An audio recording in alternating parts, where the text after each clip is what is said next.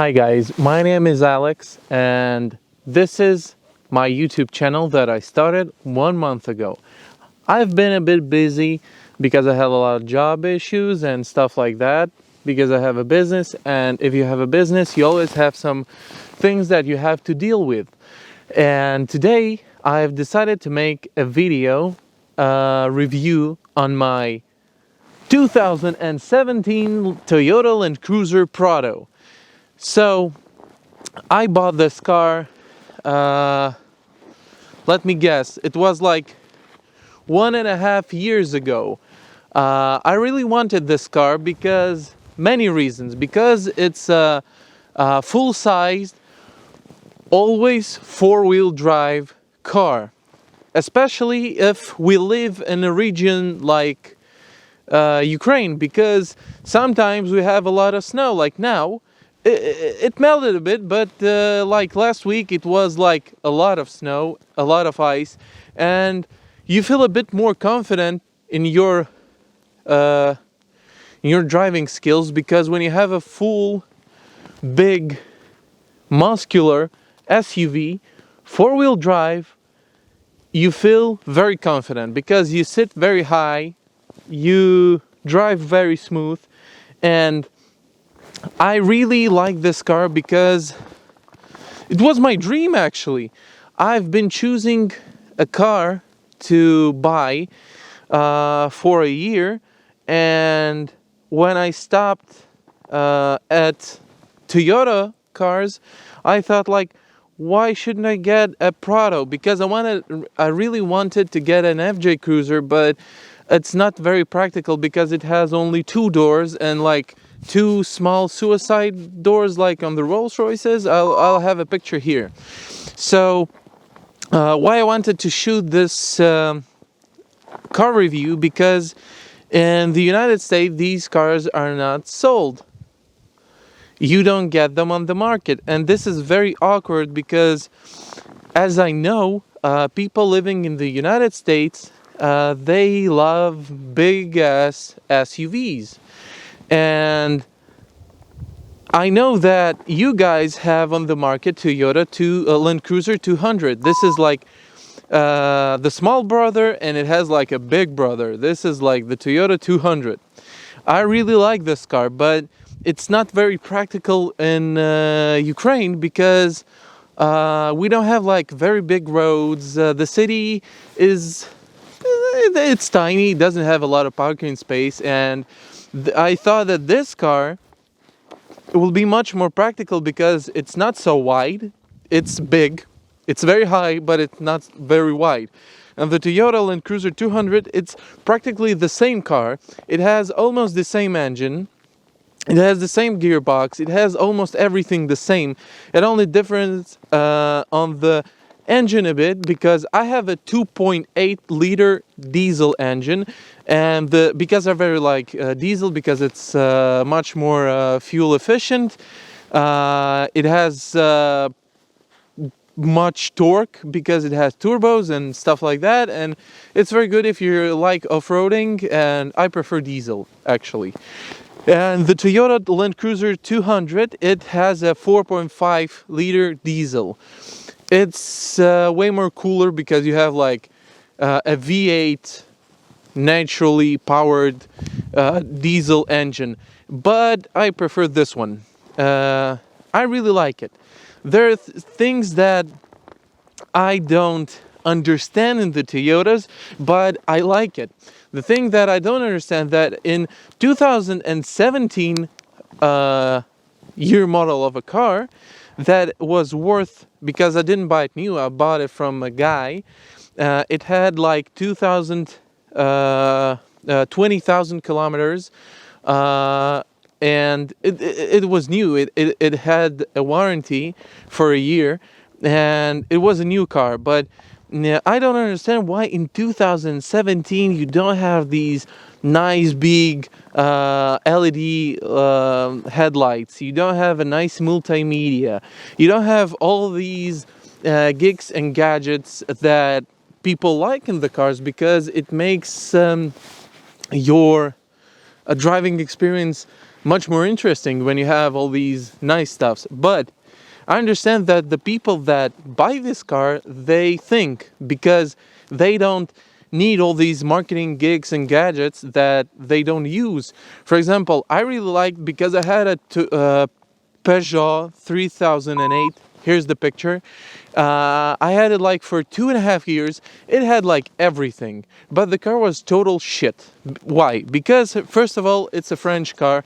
I'm sorry if some of the French guys are watching this video, but I really liked this car. It was fast, it was nice looking, it had like all the LEDs, like inside it had like the mood lights LED.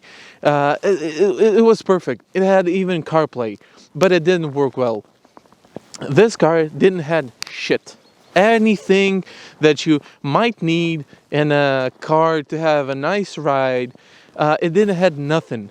The multimedia here that is like in stock, in the stock version, the OEM, it was a total disaster. It had nothing. It had only radio and a CD changer player stuff that you put the CDs in, and I don't think that you ever need something like that in 2017. You need a CarPlay because you need your like navigation and stuff, but Toyota is a bit stuck in the 2005, 2010. It's stuck.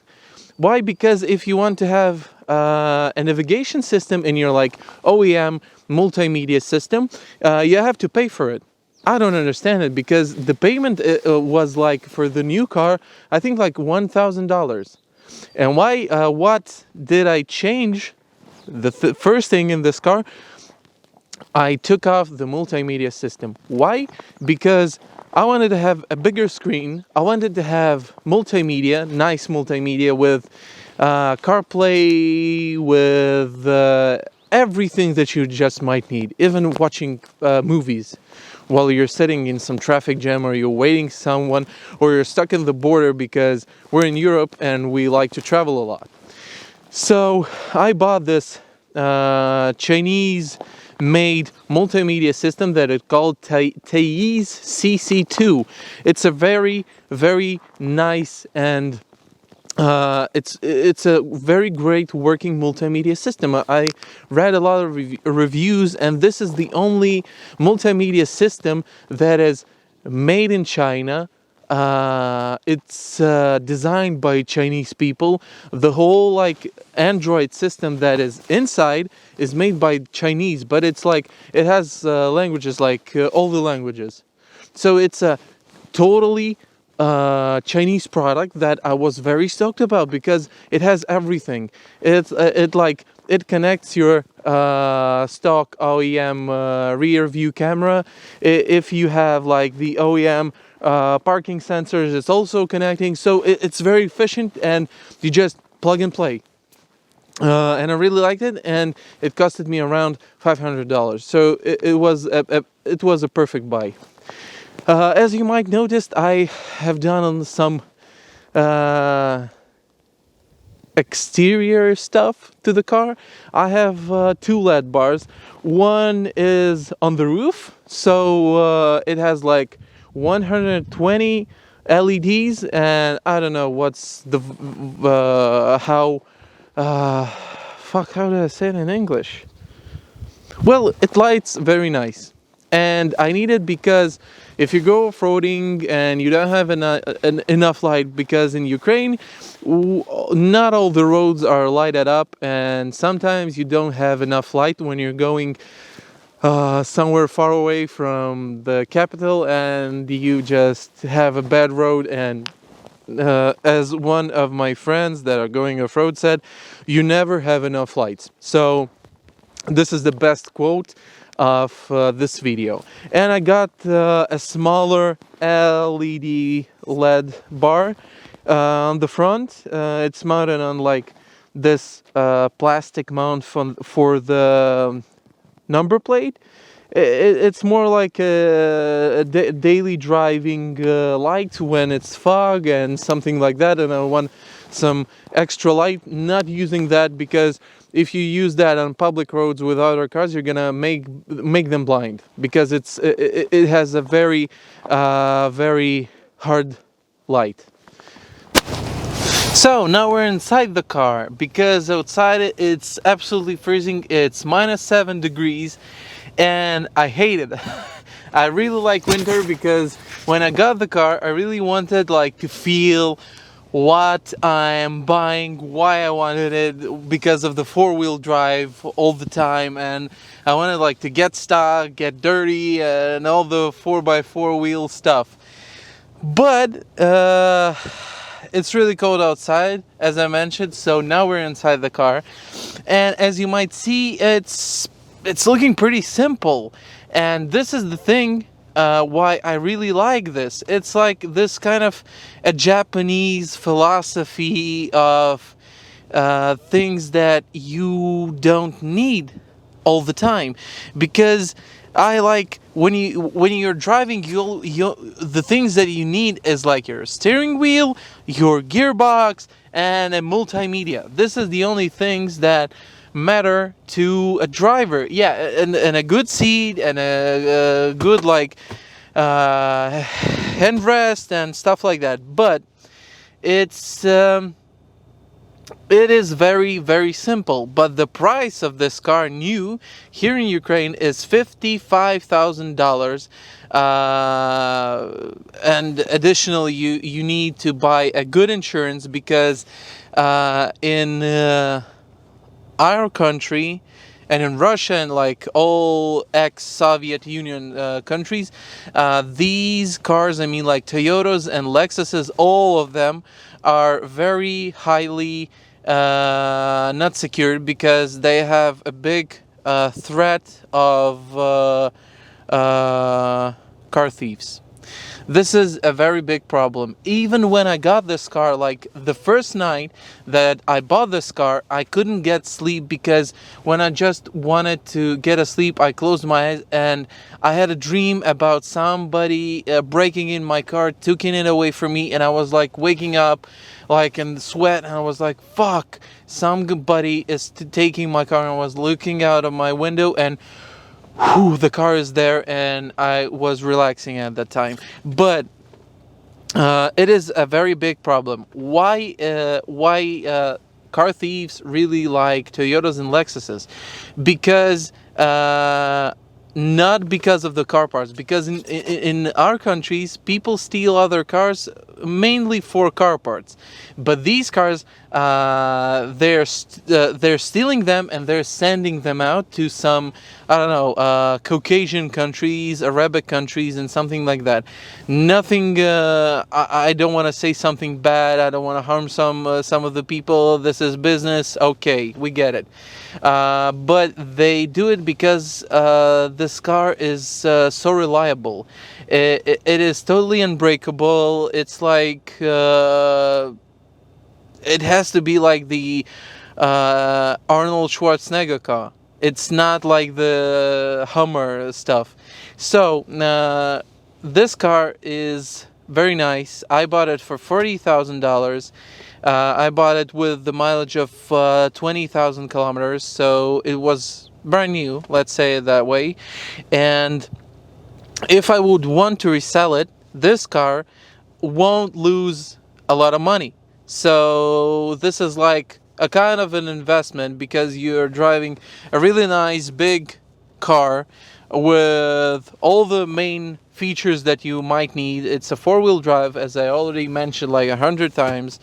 It's very reliable, and if I'm gonna sell it to the next person after me, so it's gonna be like I bought it second hand, so it's gonna be like third hand. Sorry for my phone, it's work, and it won't lose a lot of money, because the first person that bought it, he lost a lot of money. He lost like $15,000. I will lose, I think, around $3,000 to $4,000, maybe $5,000. So it's not a big loss for a car like that. So right now I'm at 57,000 kilometers. So in 1.5 years, I drove more than that guy drove in like 2 years, because he was a big shot. here in Ukraine. He like had like 5 cars, and this white, pearl white SUV Toyota Land Cruiser Prado was meant to be as a car to go hunting. And I was like, what the fuck? Nobody buys a white car to go for, I don't know, duck hunting, deer hunting, fishing, and something like that. And was like, why did you buy a white car for this reason, for this purpose? He told me like, my wife told me that white color is nice, and I was like, okay. And it was pretty awkward because when we bought this car, my wife told me that I want our car to be white, and I was like, I don't like white. I don't like black cars because they're always dirty, and white seemed not like a very practical choice for an SUV that meant to drive like off-road and dirt. And visually, white cars look a bit bigger, and I was like, yeah. And after that, before we bought it, we looked at this car and we drove to our office, and I was like looking at black Land Cruisers, and they seemed a little bit smaller because dark colors, they make things visually shrink a bit, be smaller. So we decided to go with the white whale, white Arctic bear, as I call this car. And you know what? I really like it. But for information, there are really different choices of these cars. This is why I'm so excited about it, because their versions, it's called GX and GLX. These are the versions that are made for Australia, Asia, and Middle East. So what is the difference? My spare wheel drive is underneath the trunk, and on these versions for Australia, Middle East, and Asia, the spare wheel is like settled on the back door. And it's really cool because you can have an addition fuel tank, because in Australia it's a very big country, and they have like long runs, and they put additional fuel tank. My fuel tank is like 80 liters in capacity. They put additional 100, so you get 180 liters of fuel. It means like diesel or normal gas and stuff like that, and it's cool. As addition, if you buy a car in Middle East, like for United Arabian Emirates, you can get an air compressor built in your car. So how cool is that? Unfortunately, we don't have all the versions because in the handrest, some of the versions have even a big fridge, like a normal fridge with a button that you can cool the stuff. Some of them come, especially this option with the fridge and with the sunroof that we don't have in Ukraine, especially with the fridge and the sunroof, they come in Russia. And it's pretty cool that you can have a sunroof. I like sunroofs, but in Ukraine, you can't get a car, a Land Cruiser Prado with a sunroof and a fridge. And I think that the fridge is very cool if you go for long distance drives in summer. You like put water and you open your handrest and you grab a cold bottle of water. Although this car is pretty capable of anything, even if you want to make a little snowdrift like I'm doing right now, like this, and you can actually do it pretty easily. Even it's a 2.5 ton car, and I don't think it's a problem for it. It's it's much more comfortable to drive this car if the road is bad, because you feel the suspension, it's very soft. I don't shake like a dummy in it, and it drives pretty good on really bad road, because We have it like, no, it's snow and ice. Oh shit. So it's now snow and ice, and the road is, you see, it's very bumpy, and I'm not even holding the wheel, and it's like going straight because it's very heavy, and the suspension works like crazy right now, and it's pretty comfortable to drive it because it's a big ass SUV, Japanese stuff that works in any condition, like AK-47.